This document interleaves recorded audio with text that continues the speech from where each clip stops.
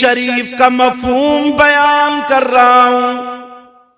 میرے آقا کی بارگاہ میں لوگ مانگنے کے لیے، طلب کرنے کے لیے، کچھ لوگ تحفے بھی پیش کرنے کے لیے جایا کرتے تھے، آقا کی بارگاہ سے لے کر کے آیا کرتے تھے۔ ایک خاتون جو انصاری برادری کی تھی، اس کے دل میں بھی آ گیا میں آقا کی بارگاہ میں کوئی تحفہ لے کر کے جاؤں۔ پیارو سمجھ لینا تحفہ کیا تھا، کوئی موٹا لفافہ نہیں تھا، مرغہ مسلم نہیں تھا، مگر اس کا عقیدہ اور پیار دیکھو۔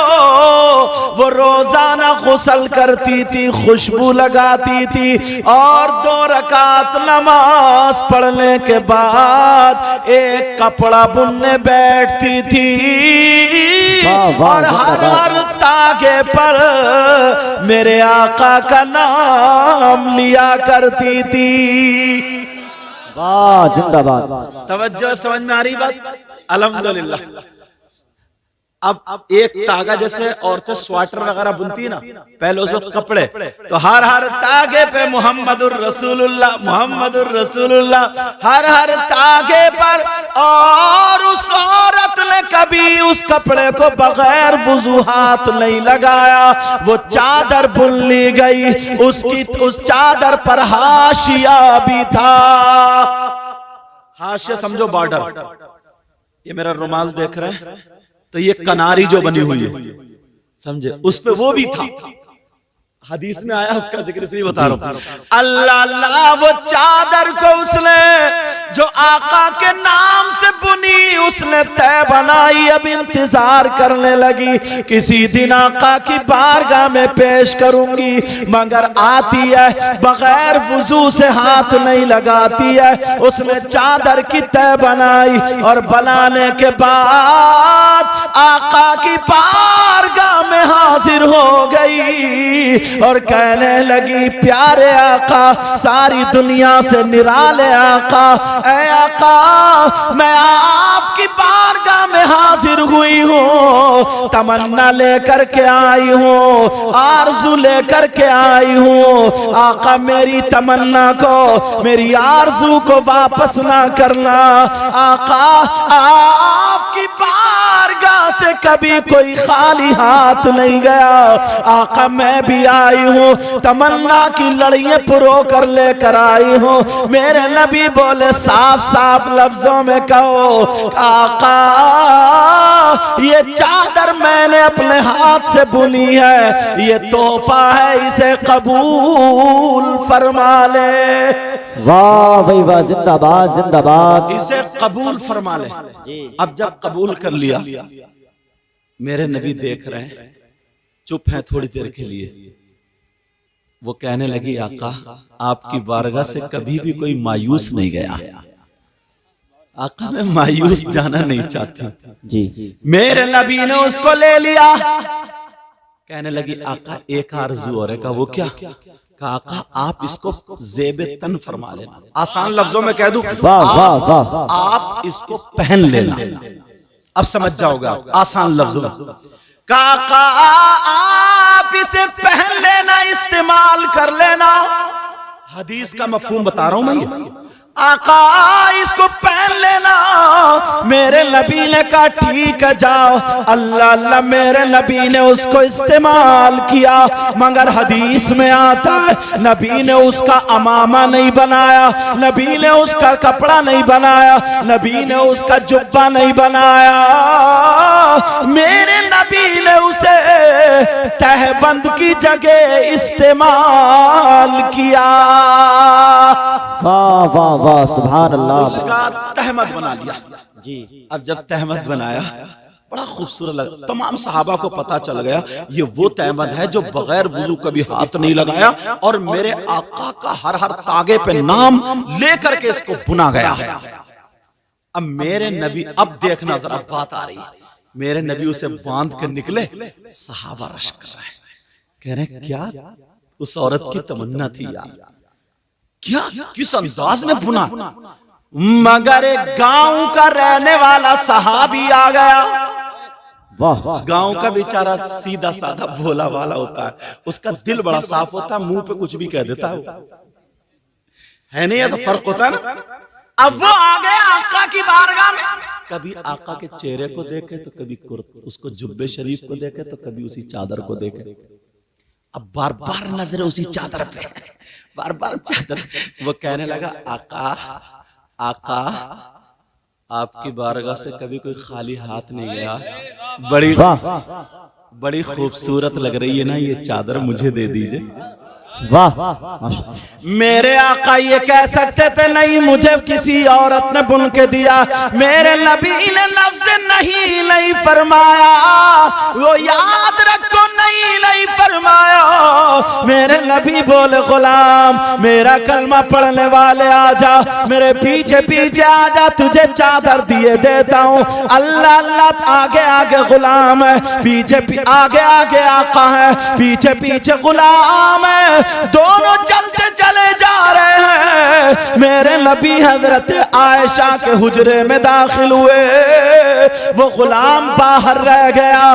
جیسے ہی نبی اندر گئے، نبی نے دوسرا تہبند بنایا، باندھ لیا اور اس چادر کی تہ بنائی اس غلام کو دے دی۔ وہ غلام جو تھا اس چادر کو چومنے لگا، اس چادر کو آنکھوں سے لگانے لگا، اس چادر کو سینے سے رکھ لیا اور سینے سے لگا کر کے سر پہ رکھ کے پھر بعد میں سینے سے لگا کے جھومتا ہوا اور عشق میں جھومتا ہوا چل پڑا۔ جیسے ہی باہر نکلتا ہے، دو چار صحابہ نے جب دیکھا، ارے یہ تو وہی چادر ہے جو میرے نبی کو کسی عورت نے دی تھی، یہ تو وہی چادر ہے جس پہ بغیر وضو ہاتھ نہیں لگایا تھا، ارے یہی تو وہ چادر ہے جو میرے نبی کو بہت زیادہ پسند تھی۔ جب اتنا کہا وہ صحابیوں نے اسے پکڑ لیا، پکڑنے کے بعد کہا پیارے ذرا بولو یہ چادر کہاں سے لائے ہو؟ یہ تو چادر نبی کی ہے۔ کہا مجھے معلوم ہے نبی کی ہے، میں نبی سے مانگ کر لایا ہوں، چرا کر کے نہیں لایا ہوں، میں نے نبی سے مانگی ہے، نبی نے مجھے عطا کر دی ہے۔ تمام صحابہ کہنے لگے ارے تو نے نبی سے کیوں مانگی ہے؟ کیا تجھے پتا نہیں تھا نبی کبھی منع نہیں فرماتے ہیں، تو نے کیوں مانگی ہے؟ وہ کہنے لگا مجھے اچھی لگ گئی۔ تو وہ صحابہ کہنے لگے ارے کہ تیرے اندر اتنی ہمت آ گئی، تیرے اندر اتنی جرات آ گئی، تیرے اندر اتنی طاقت آ گئی کہ تو نبی کا پہنا ہوا کپڑا پہنے گا، نبی نے جو استعمال کر لیا وہ کپڑا استعمال کرے گا۔ ارے نبی جس کو چاہتے تھے، جو نبی کو کپڑا پسند تھا، تیرے اندر اتنی ہمت ہے کہ تو نبی کا پہنا ہوا کپڑا پہنے گا۔ ڈینگر پور کے غیور مسلمانوں، آج تم نے نبی کی محبت میں پیدائش رسول کے موقع پر اپنے گھر بار کو چھوڑ کر کے جو میدان میں آ کر کے بیٹھ گئے ہو، جنگل میں اس روڈ پہ آ کر کے بیٹھ گئے ہو اور خوش ہو رہے ہو، اپنی قسمت پہ ذرا ناز کرنا۔ اس صحابی رسول کا جواب سنو جو گاؤں کا رہنے والا تھا، جو دیہات کا رہنے والا تھا۔ اس نے کہا بھائی ذرا میرا ہاتھ چھوڑو، میں تمہیں بتاتا ہوں، میرے اندر اتنی ہمت نہیں ہے کہ میں نبی کا کپڑا پہنوں، میرے اندر اتنی جرات نہیں ہے کہ میں نبی کا استعمال کردہ کپڑا پہنوں، میرے اندر اتنی طاقت نہیں ہے کہ میں نبی کی برابری کر سکوں۔ تو پھر کہا تم نے یہ کپڑا کیوں مانگا؟ تو اس گاؤں کے رہنے والے نے جواب دیا تھا او لوگو میں نے اس لیے نہیں مانگا کہ میں اس کا ماما شریف بناؤں، میں نے اس لیے نہیں مانگا کہ میں اس کا رومال شریف بناؤں، میں نے اس لیے نہیں مانگا کہ میں اس کا جبہ یا پیجامہ یا لنگی بناؤں۔ تو پھر کیوں مانگا؟ وہ صحابی کہنے لگے میں نے اس لیے مانگا کہ جب کل کو میں مروں گا، میرا جنازہ ہوگا اور آقا کی لنگی کا کفن ہوگا اور میرا بیڑا پار۔ واہ نعرہ تکبیر، نعرہ رسالت، نعرہ غوثیت، مسلک اعلی حضرت، فیضان اعلی حضرت، جشن عید میلاد النبی سید مقیم الرحمن صاحب قبلہ، نعرہ تکبیر، نعرہ رسالت۔ اچھا ایک بات بتاؤ، میں زیادہ تیز تو نہیں بول گیا کہ جذبات میں آ کر کے جوش میں آ کے تیز بول گیا ہوں، سمجھ میں نہ آیا ہو؟ وہ میں تو اچھا ہی بول رہا، ماشاءاللہ سمجھ میں آ رہا ہوگا جی؟ مجھے تو ٹھیک لگ رہا ہے، باقی آپ لوگ جیسے بہتر سمجھیں گے۔ تو وہ کہنے لگا نا اس کا عشق دیکھو، کہنے لگا او بھائیو میں نے اس لیے نہیں مانگا، میں نے اس لیے مانگا ہے جب کل کو مروں گا میرا جنازہ ہوگا اور آقا کی لنگی کا کفن ہوگا، اب فرشتے پوچھیں گا من ربو کا جواب دے دوں گا ربی اللہ، فرشتے پوچھیں گا ما دینوں کا جواب دے دوں گا دینی الاسلام، فرشتے کہیں گے ما کنت انت تقول فی شان ھذا الرجل، تو اب جواب دینے کی ضرورت نہیں ہے، نبی کے بارے میں کیا پوچھتے ہو، کفن دیکھ کر کے پہچان لو۔ واہ واہ زندہ باد، اپنے اندر عشق لاؤ گے بولو، ماشاءاللہ، اپنے اندر پیار لاؤ گے بولو، اپنے اندر محبت لاؤ گے۔ اب سنو، اب یہیں سے شروع ہوتا ہوں، میرے نبی پیدائش پڑھ دوں، جی پیدائش پڑھ دوں، سنو تاکہ یہ صدقہ ہمیں آپ کو سب کو مل جائے۔ آقا 12 ربیع الاول 20 اپریل سن 571 پیر کے دن صبح صادق کے وقت مکہ شریف میں دنیا پر تشریف لائے۔ ماجرا یہ تھا، حضرت آمنہ آپ کی ماں ہیں اور حضرت عبداللہ آپ کے ابو حضور ہیں، تو جب وہ نور پیٹ میں آیا، حضرت آمنہ کے شکم میں آیا میرے نبی کا نور، تو اس کے بعد باپ کا انتقال ہو چکا تھا، یعنی حضرت عبداللہ کا وصال ہو گیا تھا، میرے نبی ابھی ماں کے پیٹ میں ہیں تو باپ کا کیا ہو گیا بولو، انتقال ہو گیا۔ تو نبی کے دادا کون ہیں؟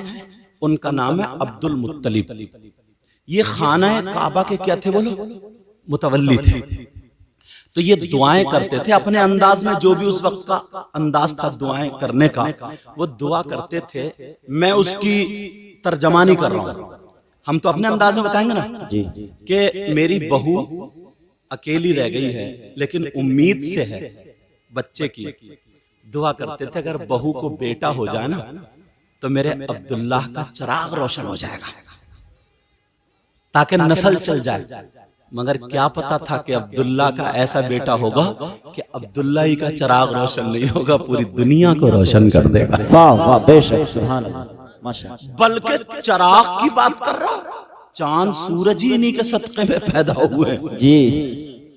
اب وہ دعائیں کرتے تھے، حضرت آمنہ کا بہت زیادہ خیال بھی کرتے تھے، سسر تھے نا، اور باقی سب بیٹے اپنے اپنے کام دھام میں، بھئی کسی کے یہاں ایسا معاملہ ہو جائے تو الگ ہوگا نا، سسر اسی کا خیال رکھے گا، اور بہو اتنی سیدھی اتنی نیک، ابا ابا ابا بیچاری پیچھے پیچھے کرتے، حضرت آمنہ کو دیکھ کر کے کہتے تھے بیٹی بہو آمنہ، عبد المطلب کے بھی جملے بڑے پیارے تھے، کہتے تھے بیٹی بہو آمنہ، کوئی بھی تکلیف ہو اپنے ابا سے کہہ دینا، ابھی اور تھے بہت مالدار، بات والے بھی تھے عبد المطلب، ایسا نہیں ہے، اللہ اللہ، مگر حضرت آمنہ کبھی کوئی شکایت نہیں کرتی تھی، کوئی فرمائش نہیں کرتی تھی، کوئی خواہش نہیں کرتی تھی، اللہ اللہ، حضرت آمنہ اپنا وقت گزارتی جا رہی ہے، اب میرے نبی کی پیدائش والی رات آ گئی۔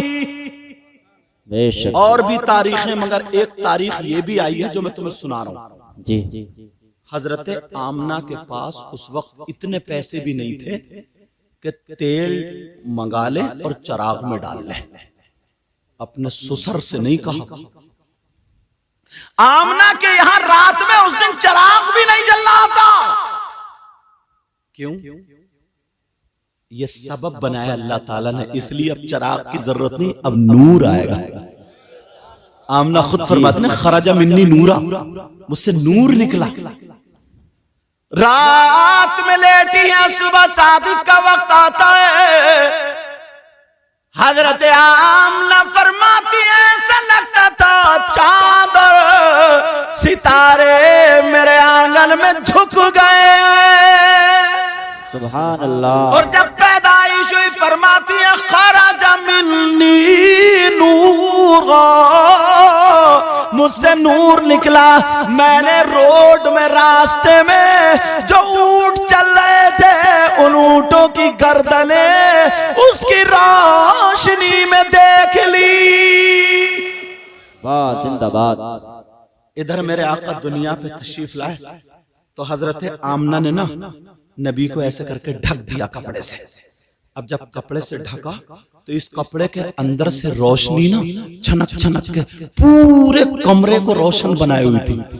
بے شک سبحان اللہ. جیسے بلب کے سامنے کپڑا لگا دو لیکن پھر بھی روشنی آتی.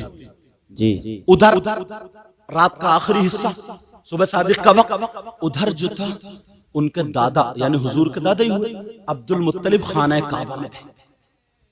پتا چلا کہ تمہاری بیٹی بہو کے یہاں بیٹا آیا ہے اور یہ خوشی سے کود گئے کہ میرے عبداللہ کا چراغ روشن ہو گیا. دادا تھے نا دادا. عبداللہ کا چراغ روشن ہو گیا. عبد المطلب دوڑتے ہوئے آئے اور دروازے پہ کھڑے ہو گئے. اب پیار بھرے انداز میں کہہ رہے ہیں بیٹی بہو آمنہ. کہا جی ابا جان. کہا بیٹی میں نے خبر سنی ہے. کہا کیا ہے؟ کہا میں نے سنا میرے بیٹے عبداللہ کی نشانی ہوئی. کہا ابا جان خبر سچی ہے. بیٹا ہوا ہے. کہا بیٹی بہو آمنہ میرا دل بہت بے قرار ہے. میرا بیٹا میرے ہاتھوں میں سے چلا گیا. میں کم سے کم اس کی نشانی تو دیکھ لوں. میری اتنی زندگی اپنا دادا پوتا کو دیکھ رہا. کہا بیٹی بہو اگر اجازت تو میں اندر آ جاؤں. کپڑے سنبھال لیے گئے. میرے نبی کی ماں کہہ رہی ہے ابا جان آ جائیے. سبحان اللہ. بے شک. ارے یار خوش ہو نبی کی پیدائش کا ذکر کر رہا جی آ جائیے. اب جب آئے تو عبد المطلب کبھی ادھر دیکھے کبھی ادھر کبھی ادھر کبھی ادھر کبھی ادھر. یہ دیکھ رہے ہیں چراغ کہاں ہے روشنی کہاں سے آ رہی ہے. کیا دیکھ رہے ہیں کمرے میں اصل میں یہ لائٹ وائٹ کا زمانہ تو تھا ہی نہیں. یا تو ڈبی جلتی تھی یا چراغ یا قبرستان جاتے تو لکڑی جلا کے رکھ لیا کرتے تاکہ دور تک اجالا ہو جائے. یہی طریقہ تھا روشنی کا. اب کبھی ادھر دیکھ رہا ہے کبھی ادھر دیکھ رہا ہے کبھی ادھر دیکھ رہا ہے کبھی ادھر دیکھ رہا ہے مگر چراغ دکھائی نہیں دے رہا ہے. آمنہ دیکھ رہی ہے عبد المطلب کیا دیکھ رہا ہے مگر پوچھ نہیں رہے. بات بھی کر رہا ہے کبھی ادھر کبھی ادھر. ادھر میرے نبی پہ کپڑا ڈھکا ہوا تھا. نبی توڑے کے لئے کل بلائے اور پاؤں نکال دیا. جیسے ہی کپڑے سے انگوٹھا نکلا روشنی بڑھ گئی. فوراً انگوٹھے پہ نظر پڑ گئی. بے شک سبحان اللہ سبحان اللہ. اب تو کہنے لگے بیٹی بہو آمنہ بچہ تو بڑا نورانی ہے. بچہ تو ارے یار آقا سے زیادہ کوئی نورانی ہوگا کیا؟ جی جی میرے پاس تو جملے بھی نہیں ہیں بولنے کے لیے. جی سب چمک والے اجلو میں چمکا کیے.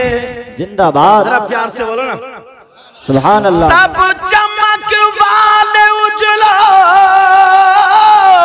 میں چمکا کیے اور اندھے شیشوں میں چمکا ہمارا. واہ واہ. اندھے شیشوں میں چمکا ہمارا نبی. اور مفتی صاحب ایک شعر اتنا پیارا ہے. خلق ہم اور آپ جی خلق سے افضل اولیاء اولیاء سے افضل تمام رسل. اب سنو خلق سے اولیاء اولیاء سے رسل.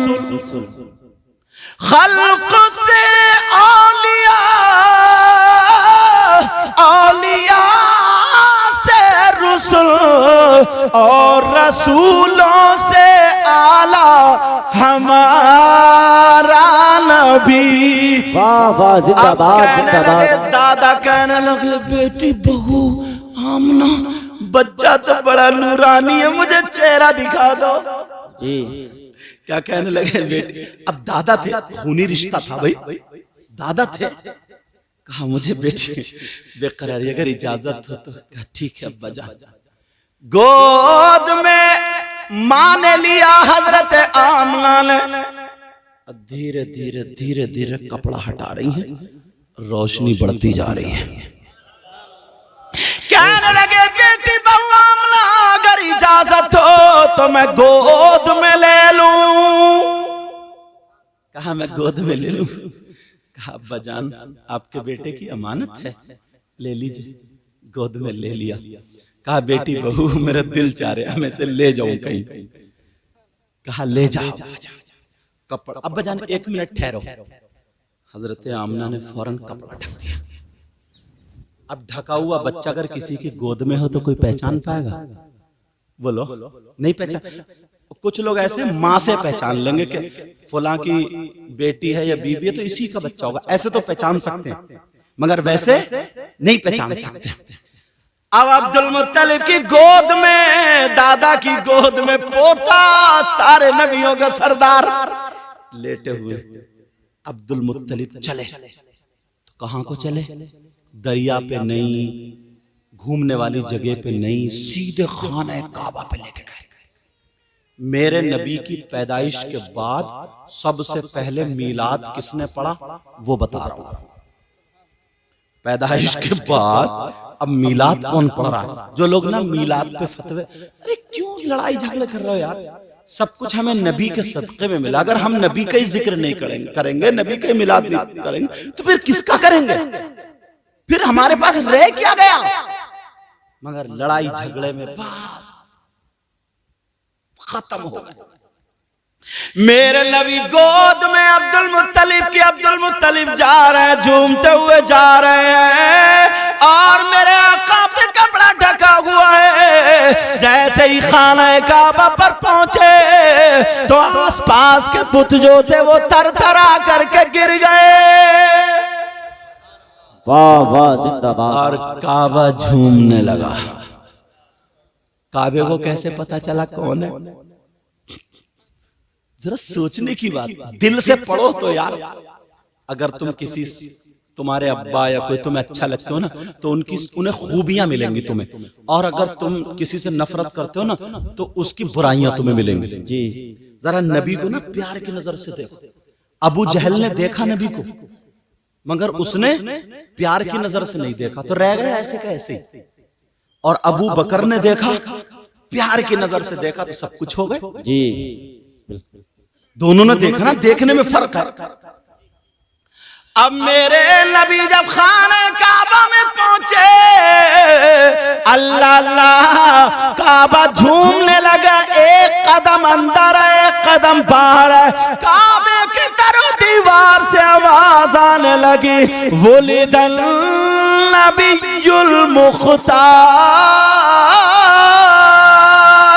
با اختیار نبی پیدا ہو گیا.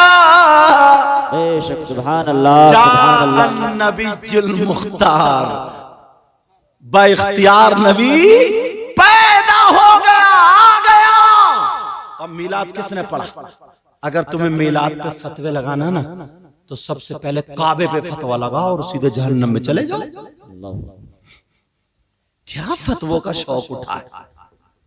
میرے نبی کپڑا ڈھکا ہوا ہے ابھی نبی پر، خانہ کعبہ جھوم جھوم کر کے پڑھ رہا تھا، جس کی ترجمانی ہم اردو میں یوں کرتے ہیں جو جمیل قادری نے کر دی تھی، بت شکن آیا یہ کہہ کر سر کے بل بت گر پڑے. جھوم کر کہتا تھا کعبہ الصلاۃ والسلام، اے شہنشاہ مدینہ الصلاۃ والسلام، زینت عرش معلا الصلاۃ والسلام. واہ واہ واہ. نعرہ تکبیر، نعرہ رسالت، نعرہ غوثیت، مسلک اعلی حضرت. جشن عید میلاد النبی، جشن عید میلاد النبی سید مقیم الرحمن صاحب قبلہ زندہ باد زندہ باد.